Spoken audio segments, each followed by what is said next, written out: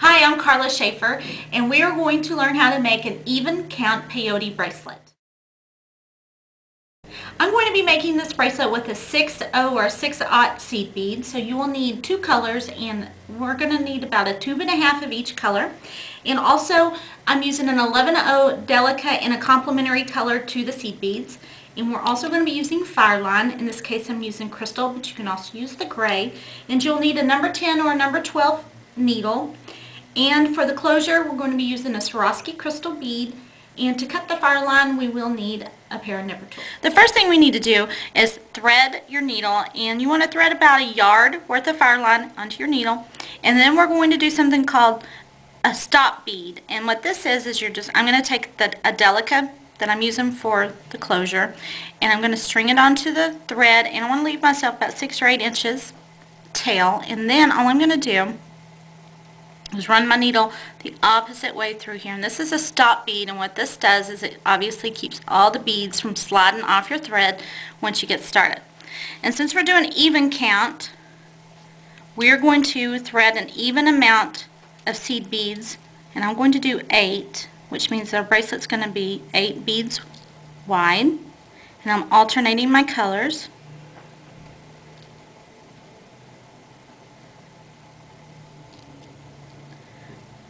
And then I'm going to string them all the way down to the stop bead. Okay, after we've got our 8 strung, the first thing we're going to do is add another bead. And again, this is, to me, the most complicated part of peyote is getting started. So like it really doesn't start taking shape till like 3 or 4 rows. So since I've ended in this pearl color, I'm going to add the pearl bead on, and I'm going to skip this bead, the first bead, and I'm going to bring my needle up through the second bead. And I'm going to pull, and what it's doing is it's causing the pearl beads to stack. And then let me get another one on here, and again I'm going to pick up the pearl, I'm going to skip the second bead, go through the third one. Now you can kind of see how when you start pulling it, how they're stacking. Okay, so I've picked up the third pearl bead, skip this one, run it through this one, and pull it. And I'm going to pick up one more. And again, I'm going through this end bead now, skipping the pearl bead.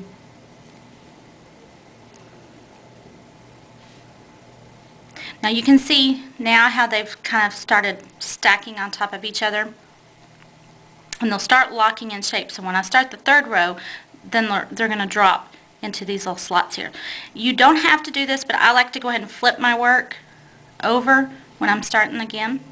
So now I'm going to pick up the metallic bead, which is the end bead, go through this one, which is the top pearl. Now see how they're filling in the slots? Pick up a metallic, go through this one. Another. And now as you can see, what I mean by it really takes 3 or 4 rows before it really starts taking shape. And you need to watch your tension. Just keep tightening it, and you can also pull on the end thread. And again, I'm going to flip it over again. And now I'm going to pull the pearl, go through the metallic, and you just continue on doing this until you get about a 1/2 inch from the length of the bracelet that you would like.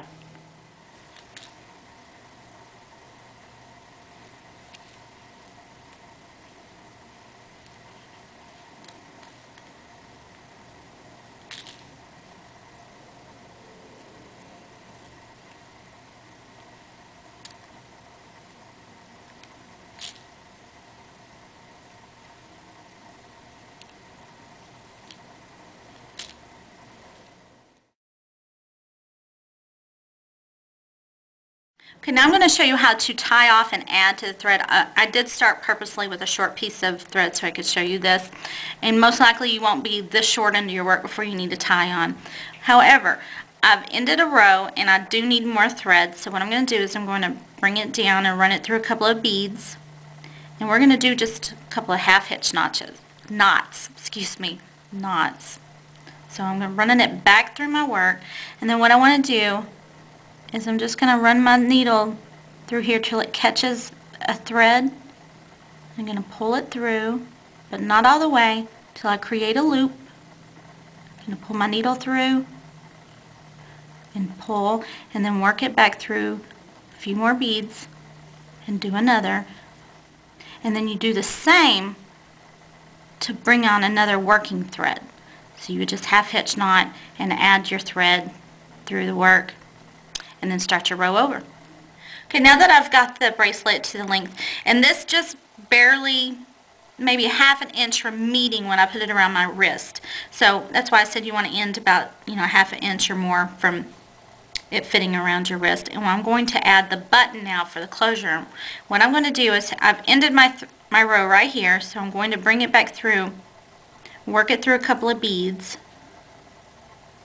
and then I'm going to position the button where I think I'm going to want it to sit. You want it near the edge because you're going to make a loop of seed beads to go around the button. So I'm going to need it near the edge, so I maybe want to come down one more bead rather, and then I'm going to take the button. And since I'm using a Swarovski sew through, it's going to be very simple. You can also use a shank button.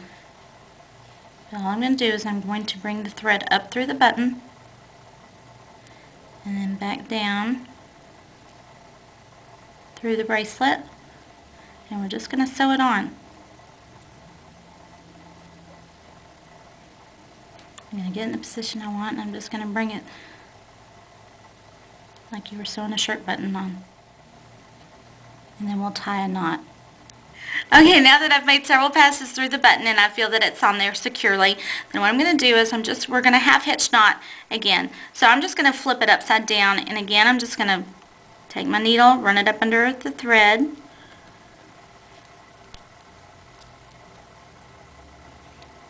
till I catch a loop, and then I'm going to pull it through. I want to do this a couple of times just to make sure we got it on there good. Okay, using the other end of the bracelet, the one where we had the tail, what I'm going to do is I'm going to remove our stop bead, and all you got to do is just grab a hold of it and slide it off. And then we're going to thread our needle with the tail. Okay, after you rethread your needle, then what I'm going to do is I'm going to bring it down. I want to work it back up because I want my loop to kind of start right about here after this first bead on this row. And all I'm going to do is I'm going to string on some of these seed beads, and I'm just going to kind of gauge it and see, just test it by putting it over the button. So I don't really have a count, and it may vary depending on how long or how short you made your bracelet. So I'm going to string some on, and obviously I know I'm going to need more than that. Okay, I added a few more seed beads and got the loop to an adequate length. And now all I'm going to do is I'm going to run my thread back through the work till I can get to the other side, and then I'm going to run all the way back through the seed beads to reinforce the loop.